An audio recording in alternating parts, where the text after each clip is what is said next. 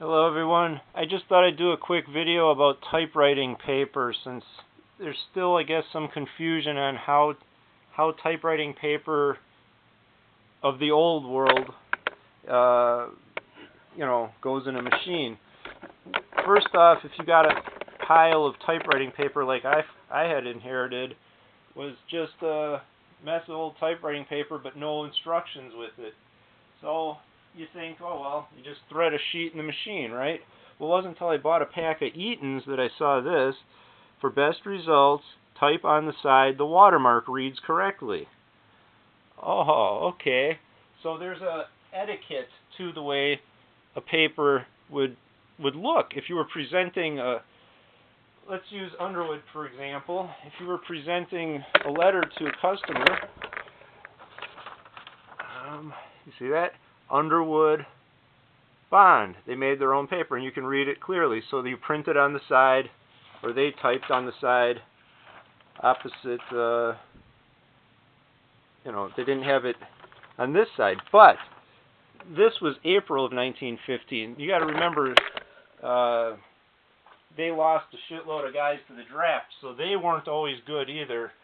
Like here's an example of April of 1918. Also Underwood Bond, but they got it wrong. They printed on the wrong side. You can't read Underwood Bond forwards. You can only read it backwards on here. So they were going through something themselves. They wouldn't have wanted to present it to you this way, but their, of course, problem was that they lost all their servicemen to the fact that we have lost a great many men through the draft. So that was their excuse to why they couldn't service somebody's machine. Yeah, pretty good excuse. But in that case, that guy didn't end up buying their typewriter anyway. They didn't get it right on the copy paper, carbon copy paper either. This was supposed to go in the other way, but it says certificate bond, but it's backwards. Should have been in this way, so that you, the customer, there we go, could have read it legibly in your direction. But that's just two little errors and a whole pile of history there that I've been reading on them. So anyway, I'll just show you some other typewriter papers, though. Now I got to figure out where I was at. So you got like this brand which has no instructions on it. You just got to figure it out for yourself, right? A lot of help that is. Professional, heavyweight, letterhead quality, great, but doesn't tell you how to feed it the direction. Keyboard typewriter paper, what it's all great for, but writing paper, 25% cotton content. Yeah? How does it work? Eaton's is the one who tells you. Who told me. Now we look at Race Erase Bond. This stuff has a waxy little bit of a front to it. Let's see here. Race Erase Bond 50. No, Southworth County, USA, 25% cotton. But it's got a little waxier side to it for erasing. So you've got a grainier side, usually on a sheet of paper, a little grainier side and a little smoother side. So it doesn't have to be old school typewriting paper.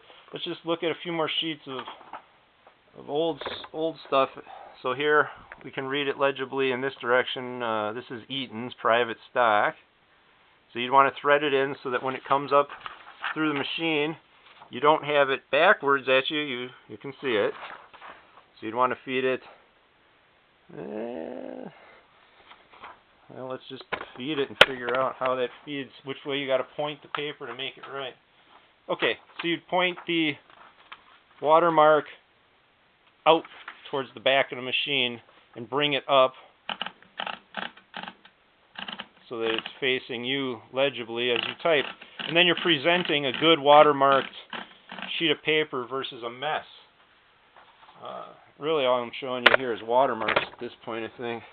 This one's Circa Select, not hard to see, not, hold it up to the light. Grainier side, smoother side. And now if you get some paper that isn't watermarked, that's all you're going to have to go on is you're going to have to study it. You're going to have to use your thumbs and fingers and feel until you figure out which side is This is the smoother side, and this is the grainier side. This I got for like $1.15 or something from Goodwill, a whole pack of. But it's a good heavy paper, and it's, you know, it's got something fibery to it. So that's how that goes. You know, you got to feel up a sheet and figure out which side you want to type on. That's the etiquette to it. Hope I helped somebody out. Have a good day, everybody.